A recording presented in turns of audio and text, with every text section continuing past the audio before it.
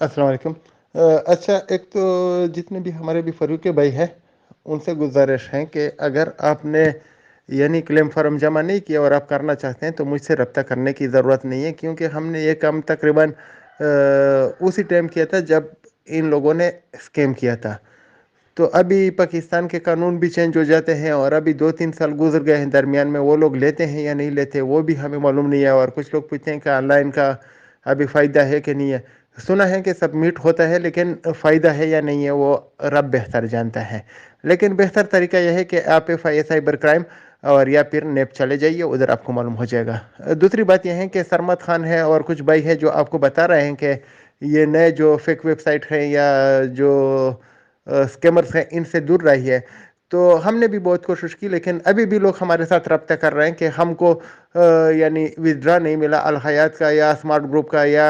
I smart کا جو profit ہے کچھ نہیں ملا یا کرایہ نہیں ملا۔ تو جو بھی ہے ہمارا فرض اتنا ہے کہ ہم آپ کو پہلے سے بتا دیں کہ یہ ایک نئی فراڈ ویب سائٹ یا فراڈ گینگ جو ہے وہ سامنے آ چکا ہے اور آپ لوگوں کو لوٹنا چاہتا ہے۔ تو اس ٹائم اگر آپ مان لیں تو آپ کے پیسے آپ کے جیب میں ہوتے ہیں، وہ زبردستی آپ سے پیسے نہیں لے سکتے ہیں، تو آپ ایک محفوظ شہری ہوتے ہیں اور آپ کے پیسے بھی محفوظ ہوتے ہیں۔ لیکن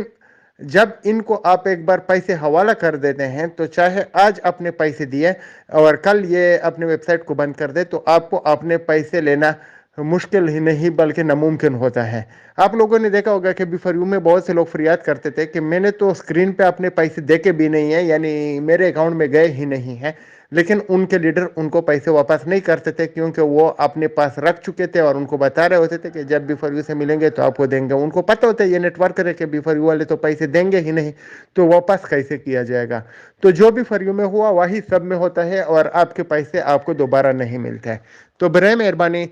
آپ ایک کام کریں کہ جو آپ کو لوٹواتا ہے، جو اپنے آپ کو لیڈر سمجھتا ہے، ہم ان کو نوسر باز یا گیدڑ بولتے ہیں، آپ اس کے اوپر ایف آئی آر کریں، ان کے خلاف جرگ کریں، ان کو گریبان سے پکڑے، ان کو یعنی آپ بالکل راہ راست پہ لانے کی کوشش کریں، ان کو گھسیٹے، تو پھر دوبارہ نہ تو آپ کو کوئی لوٹے گا اور نہ کسی اور کو لوٹے گا۔ لیکن اگر آپ ایک سے بڑھ کر ایک یعنی ویب سائٹ میں پیسے جمع کروائیں گے اور اسی لالچ میں کہ شاید میں دوسرے پیسے بھی واپس لے لوں، تو ایسا آپ کو پیسہ نہیں ملے گا۔ اگر آپ کو پیسے چاہیے تو آپ نے لوگوں کو لوٹوانا ہوگا، پھر بونس کا کے اپنے پیسے پورے کرنے ہوں گے، اور جب اپنے پیسے پورے کریں گے تو ویب سائٹ فیک ہوگا، وہ ایک بار پھر سے فراڈ کرے گا۔ تو جب وہ فراڈ کرے گا وہ بھاگ جائیں گے تو پھر آپ کے رشتہ دار آپ کا گریبان پکڑیں گے۔ تو اس سے پہلے کہ آپ کا رشتہ دار آپ کا گریبان پکڑے، جس رشتہ دار نے آپ کو اس میں یعنی اندر کروایا، آپ کا پیسہ ڈبو دیا، آپ اس کا گریبان پکڑے تاکہ آپ کے اور رشتہ دار بھی محفوظ رہے، آپ کے علاقے کے لوگ بھی محفوظ رکھے، اور ہو سکتا ہے کہ آپ کو اپنے پیسے بھی مل جائے، کیونکہ جس نے بھی اپنے لیڈر پر ہاتھ ڈالا ہے اس کو پیسے ملے ہوئے ہیں۔ لیکن ہاتھ پکا ہونا چاہیے، ایسا نہ ہو کہ 2-3 بار وہ آپ کے ساتھ ادھر ادھر کر کے